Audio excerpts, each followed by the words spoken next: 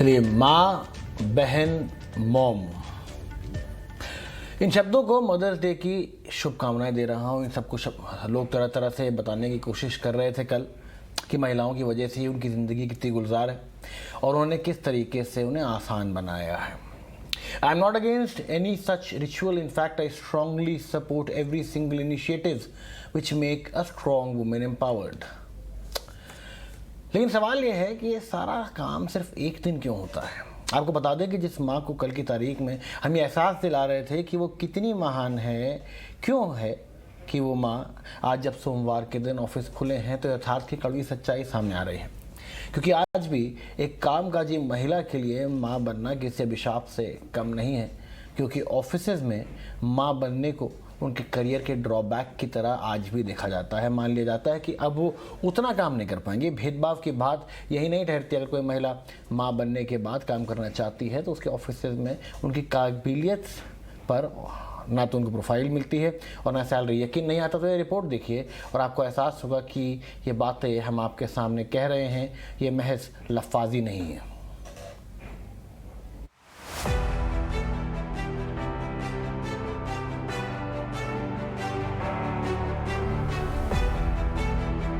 सदियों तक महिलाओं की भूमिका को घर और परिवार संभालने तक ही सीमित रखा गया, लेकिन वक्त के साथ कामकाजी महिलाओं की संख्या में इजाफा हुआ और अब दुनिया भर में महिलाएं पुरुषों को कामकाज में टक्कर देती नजर आ रही हैं। भले ही महिलाओं की संख्या में बढ़ोतरी देखी गई हो, लेकिन आज भी जब बात वर्किंग मॉम्स की आती है तो हालात बदले नजर आते हैं। मां बनने के साथ ही न सिर्फ महिलाओं की काबिलियत पर सवाल उठने लगते हैं, बल्कि किसी हद तक मान लिया जाता है कि उनका करियर अब खत्म होने की कगार पर है। हालांकि मौजूदा प्रोग्रेसिव दौर में सरकार और ट्रेड बॉडीज वर्किंग मदर्स को सहूलियत देने के लिए नई नई पॉलिसीज बना रही है, लेकिन कोरोना महामारी के दौरान पाया गया कि महामारी में सबसे ज्यादा असर वर्किंग मदर्स पर पड़ा है। ब्यूरो ऑफ लेबर स्टैटिस्टिक्स के मुताबिक फरवरी 2020 से मार्च 2021 तक 1.1 मिलियन महिलाएं वर्कफोर्स से बाहर हो गई। रिपोर्ट में वर्किंग मदर्स में बेरोजगारी दर भी काफी ऊंची पाई गई है। यूएस सेंसस ब्यूरो के मुताबिक महामारी के दौरान वर्किंग मदर्स की संख्या एक साल पहले की तुलना में 1.4 मिलियन कम थी। इसी तरह मैकेंजी की वुमेन इन वर्कप्लेस रिपोर्ट 2020 में 4 में से एक महिला के अपने करियर से ब्रेक लेने या करियर शिफ्ट के बारे में सोचती दिखाई दे रही हैं। जबकि वर्किंग मदर्स की बात करें तो 3 में से एक वर्किंग मदर ऐसा करने का मूड बना रही है।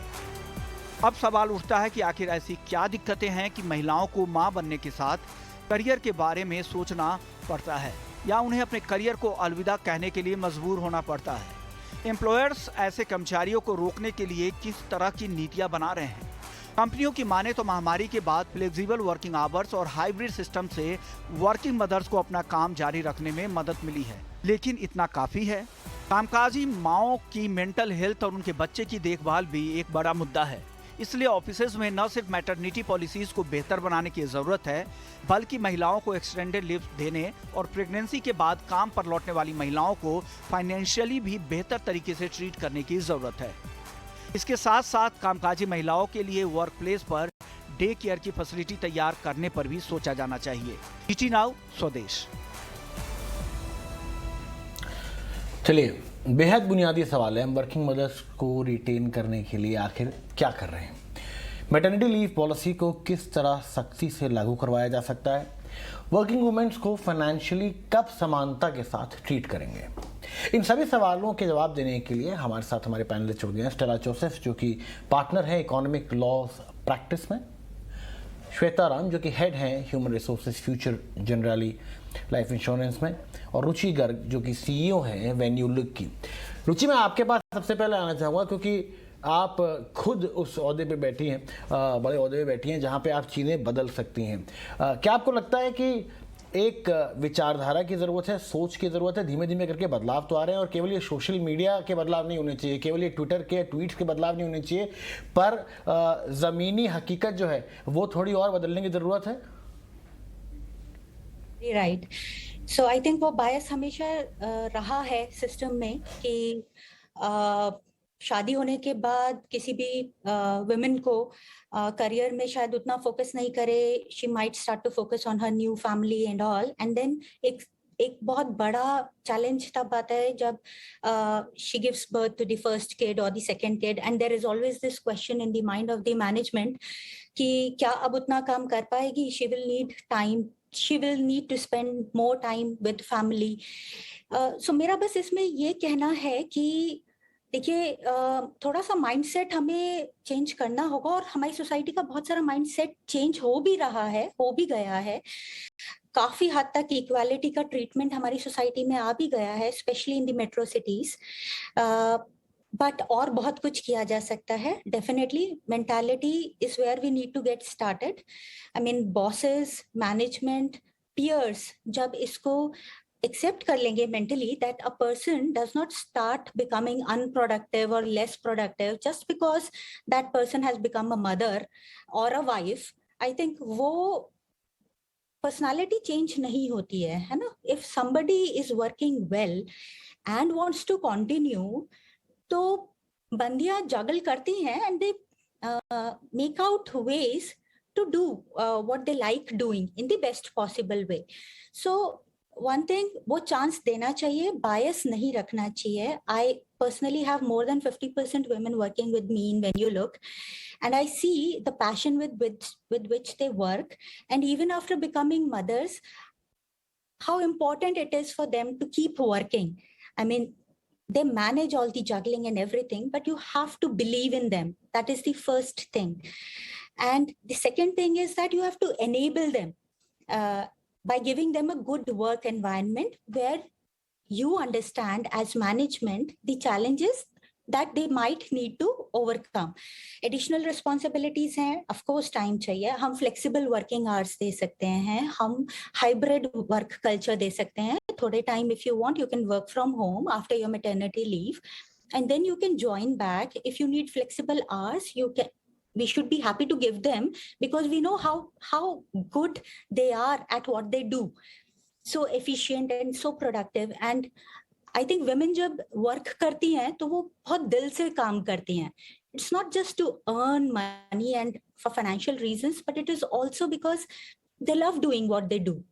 So I think we should start there by trusting them, by giving them the right opportunities, and by enabling them to do what they do. बताना चाहूँगा मैं इस सवाल को लेकर जो रुचि ने कहा, एक बात तो ही कि हमें ट्रस्ट करना चाहिए। देखिए आज के ज़माने में महिलाएं अपनी लड़ाई लगातार लड़ रही हैं, और आप तीन भी इस जगह पे जहाँ पहुँची हैं वहाँ लड़ाइयाँ लड़के ही पहुँची हैं। लेकिन सवाल ये था कि जो कंपनियां हैं वो किस तरीके से इस पूरी प्रोसेस में मदद कर सकती हैं। देखिए ट्रस्ट तो है ही, अगर आप क्योंकि बहुत सारी महिलाएं आज भी काम करने पर हम उनका जीवन कैसे थोड़ा सा और आसान बना सकते हैं कि एक डेली लाइफ की जो भागदौड़ है वो उनके लिए स्ट्रगल ना बने। चैलेंजेस जो फेस करती हैं working mothers, one is commute related. अगर ऑफिस थोड़ा दूर है and if they are spending 1.5 2 hours one way every day, then it takes a toll on their health, I mean physical stamina, and also on the time that they're spending. So commute अगर हम थोड़ा easy कर पाएं by providing facilities in terms of flexibility to work from home partially and from office, or flexible hours. कई बार if you can spend maybe 7-8 hours in the office, or maybe 4 hours in the office, and then you can go back home and continue in the night, or whatever is a flexible good time for you to work. I think that those are some things that we can solve around commute. The second thing is child care support. So a lot of multinational companies, a lot of Indian companies also, which are large sized, are actually solving this by providing daycare centers within the organization or nearby. I mean, where they can जी रुचि, मैं श्वेता पे आना चाहूँगा इस सवाल को लेकर, क्योंकि Shweta head human resource हैं future generally India life insurance में। क्या आपको लगता है श्वेता कि थोड़े बदलाव हो रहे हैं समय के साथ साथ, जिन चेंजेस की रुचि ने बात करी थी, और थोड़े बदलाव अभी और चाहिए जो कि थोड़ा सा लाइफ ईजियर बनाए वर्किंग मॉम्स के लिए? जी बिल्कुल, बदलाव तो हो रही है, ना कि सिर्फ सोच में but also in action. I think बहुत सारी कंपनियां आज ये सिर्फ आंकड़ों पे रुकती नहीं है काम। They start with a number, they start with a target, but I think they go on to say that अगर ये प्रोग्राम किया जाए उससे बेनिफिट क्या होगा ऑर्गेनाइजेशंस को। मैं एक बहुत ही छोटा एग्जांपल देती हूँ। हमने पिछले साल जब लॉकडाउन में सोचा था कि एम्प्लॉय कनेक्ट और एम्प्लॉय एंगेजमेंट पे हमें कुछ करना चाहिए, तो हमने सभी एम्प्लॉयज के लिए कुछ ना कुछ किया। हमने ये स्पेसिफिकली ये सोचा कि विमेन एम्प्लॉय के लिए क्या करें, और हमने इसलिए एक प्रोग्राम किया था she leads, which was nothing but a simple women mentoring program. जब हम almost 150 से 180 of our women colleagues came together, they were coached, trained by the women leaders, by senior leaders in the organization on how do they need to navigate their careers. What should they do to, overcome their barriers, overcome their mental blocks, and how can they succeed in organizations. तो आपका सवाल बहुत सही है कि आंकड़ों से अगर हम आगे जाएं और हम ये सिर्फ ट्विटर सोशल मीडिया के लिए न करें, but if the organisation realises the importance and the outcome that we can achieve, then I think sky is the limit. बहुत सारी कंपनियां ऐसी हैं जब इंटरव्यू करते हैं तो अभी भी सोचते हैं कि should I look for a married woman or not? What if she takes a maternity break? What if she goes on a maternity break as soon as they join? I think those are inhibitions that are slowly coming down. We as senior leaders, not just women leaders, but we as senior leaders need to question it, need to really point out if someone is really going in that direction and call them out. What is I think is required is creating those mental nudges. जो उन्होंने अभी कहा, बदलाव की जरूरत है, बदलाव लोग लाना चाहते हैं, पर कितने लोग बदलाव ला पाते हैं? I think that is the essence, and that's what organizations such as Future Generali are trying to do. चला, मैं आपके पास आना चाहूँगा। आप पार्टनर है इकोनॉमिक लॉ प्रैक्टिस में। कानून की तरफ से कितनी मदद रहती है यहाँ पे, किसी प्रकार का डिस्क्रिमिनेशन ना हो, और क्या कोई कानूनी मदद है? चाहे जैसे प्रेस की बात हुई, क्या कुछ कानून बनने भी चाहिए इस तरीके के कि वर्किंग वुमेन को सपोर्ट करने के लिए ऑर्गेनाइजेशन को आज CSR में 2% हिस्सा देना पड़ता है? इस तरह का आपको लगता है कि कुछ कानूनी मदद है, और क्या और कोई कानूनी मदद हो सकती है सरकार की तरफ से कि ये जो पूरा ट्रांजिशन पीरियड होता है, जो समय होता है मदरहुड का, वो थोड़ा बेहतर हो जाए वर्किंग मॉम्स के लिए? जी बिल्कुल, कानून की तरफ से कुछ फैसिलिटेशंस हैं, बट थोड़ा और भी हो सकता है उस सिनेरियो में. फॉर एग्जांपल, आपकी मटर्निटी लीव 6 months की period and even paternity leave mandated है बाय लॉ, और उसको कोई कट शॉर्ट नहीं कर सकता है, but that is very basic according to me. Over and above जो एडिशनल फैसिलिटीज हैं, जैसे फ्लेक्सिबल आवर्स और क्रेचेस एक्सेट्रा, जो बहुत जरूरी होते हैं, especially for let's say young mothers, जो therefore वो help करते हैं young mothers को to focus on their job more, ताकि उनकी peace of mind रहे कि वो अगर उनका बच्चा आराम से crèche में रुक पा रहा है inside the house, inside the office etc, तो वो अपनी शांति से काम कर सके. ये सारी फैसिलिटीज अनफॉर्चुनेटली अभी लॉ में नहीं है as a mandatory for every organisation, but ये बहुत मदद करेंगे अगर ये मैंडेटरी बनाया जाए certain facilities, so that companies are by law obligated to give these obligations, and every organization, it's not somebody who voluntarily does it, but every organization should give these facilities to the mothers. Shweta, मैं आपके पास आना चाहूँगा एक सवाल को लेकर कि एक तो बात हुई कहने की, और कई बार ना जब आप बात करते हैं वर्किंग मॉम्स के मामले में, महिलाओं के मामले में, तो कंपनियों के वो जो एक कहावत है, खाने के दांत और हो जाते हैं, दिखाने के कुछ और हो जाते हैं. तो हम जब अपने ब्रोशर छपवाते हैं कंपनियों के, तो हम बहुत बड़ी बड़ी बातें करते हैं, लेकिन असलियत जो है वो अभी भी कहीं ना कहीं थोड़ी सी अलग नजर आती है. इसको कैसे चेंज करा जाए? इस माइंडसेट की जो दिक्कत है उसको कैसे बदला जाए? देखिए, कंपनीज आजकल जो कमिट करती हैं, and let me take a very simple example. Generally में शेयर होल्डर्स जो हैं उनको एक डिस्क्लोजर दिया जाता है. उसमें one of the disclosure is towards equal pay gap. ये बहुत सिंपल सा डेफिनेशन है, मैं 1 मिनट में आपको समझाती हूँ कि अगर 2 लोग हैं और एक काम कर रहे हैं, दोनों को बराबर पैसे दिया जाए, उनका जो compensation है वो बराबर का हो, equal pay gap. So Generali's commitment to the shareholders is that by year 2024 they want to achieve a equal pay gap of 0. मतलब आज अगर differentiation है by the year 2024 they want to make it to zero. मतलब जो दो लोग हैं अगर एक ही काम कर रहे हैं, दोनों को एक ही बराबर उन्हें कॉम्पनसेशन दिया जाए. ये सिर्फ बोलने का चीज नहीं है, ये हर एक मार्केट को इंक्लूडिंग इंडिया हमें ये बाकायदा हमें एक प्रोग्राम बनाना है जहां पे हम आइडेंटिफाई करेंगे कहाँ है जहां पे ये इक्वल पे गैप नेगेटिव में है, और ना उसको पॉजिटिव ले जाना है, उसको पहले जीरो करना है. मतलब दो लोग जो हैं एक ही काम कर रहे हैं, दोनों को एक ही पगार दिया जाए, एक ही कॉम्पनसेशन दिया है. सो ये all these are steps in the right direction. I think organizations and companies today realize it, that they can't just get away by wishing their women employees on Women's Day, wishing the mothers on Mother's Day. I think we've come a long way from it. The mindset has definitely started shifting. जैसे company law में है कि board members need to have a certain percentage as women representation. I think these are the steps in the right direction. It needs to be enforced, it needs to be monitored, it needs to be regulated and reviewed in a very, very periodic fashion for it to be successful. अगर हम ये बोलें कि चलो बाकी सब बाद में देख लेंगे, we'll first focus on getting the business back in its shape and ignore all of this, then of course we won't head anywhere. But if you take this as your core priority, make it part of your mission or vision statement, you will see the success coming your way.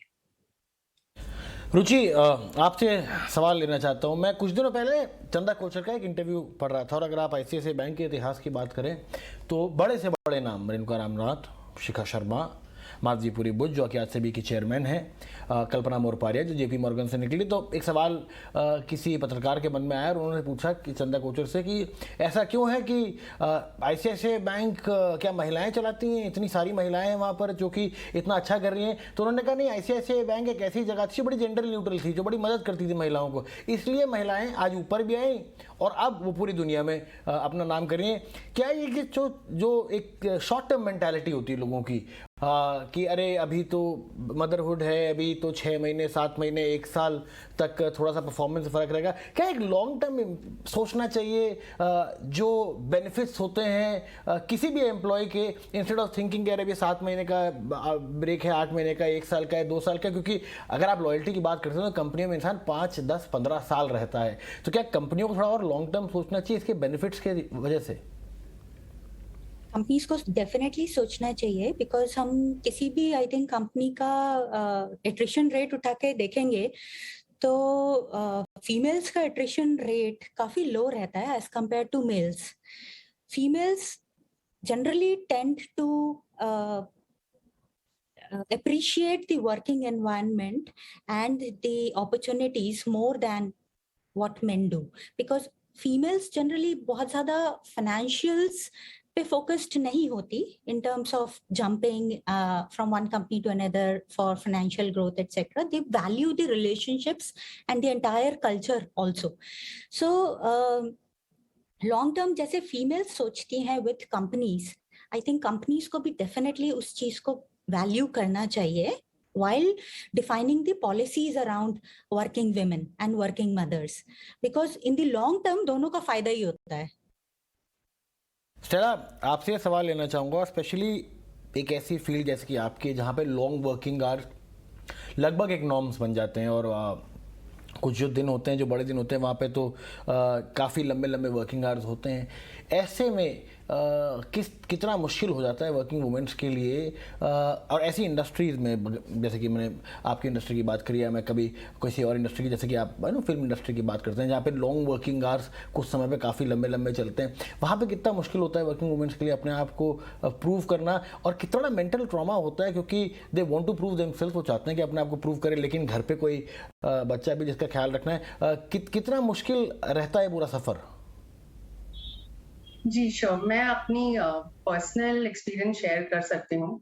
Definitely मुश्किल रहता है, and आप ये कर ही नहीं पाओगे अगर आपके पास प्रॉपर सपोर्ट सिस्टम नहीं है. Support system in office, support system at home. Support system in office आपके टॉप मैनेजमेंट और आपका बॉस और आपकी टीम आपको हर मोड पे सपोर्ट करे. फर्स्ट ऑफ ऑल, लाइक बाकी पैनलिस्ट ने भी मेंशन किया कि वो कल्चरल मेंटालिटी होनी चाहिए कि they should not see you as something inferior or incapable, but equally contributing. In fact, seeing the positive sides of a working mother, like another panelist had mentioned, we are generally tending to stick to an organization. Our attrition rate itna high nahi hai. We have better multitasking skills generally. We thrive in chaos again generally, because हमको इतने सारी चीजें manage करने पड़ते हैं, तो हम used to होते हैं chaos मैनेज करने का. And I think naturally हम nurturing और team building skills हमारे में होती है. तो the organization first of all should support you and should recognize कि आप में ये skill sets हैं. Like any other person, I'm not talking about only working mother. The organization should be inclusive enough कि हर individual का उनके skill sets क्या है वो recognize करे और उसके हिसाब से उन्हें nurture करे और उन्हें grow होने दे.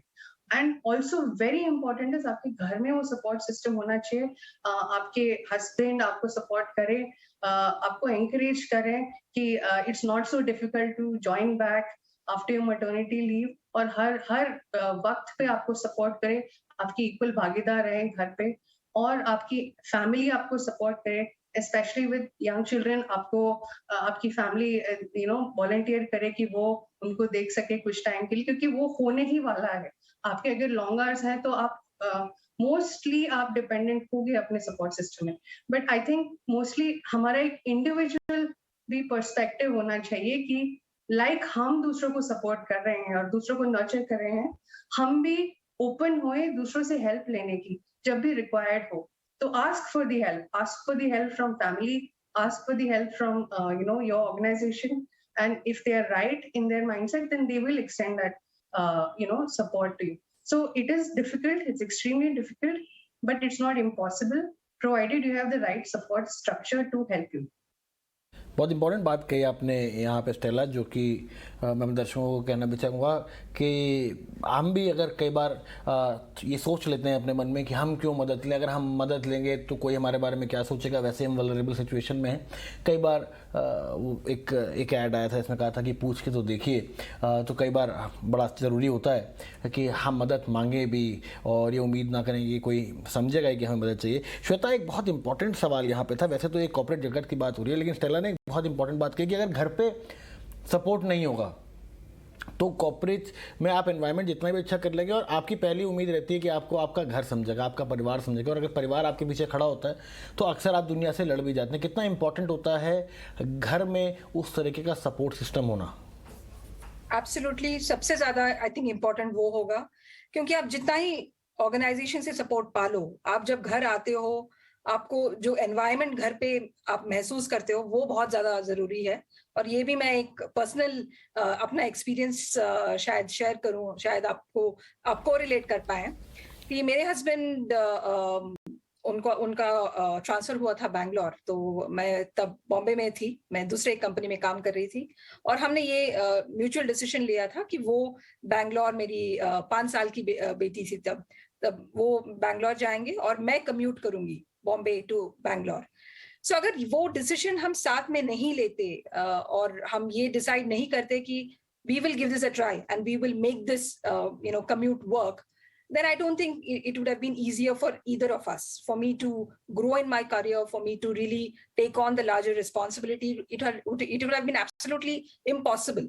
I think getting an understanding support system at home is far more crucial, because women are resilient to come over anything and everything that the organization or the workplace has to throw at them.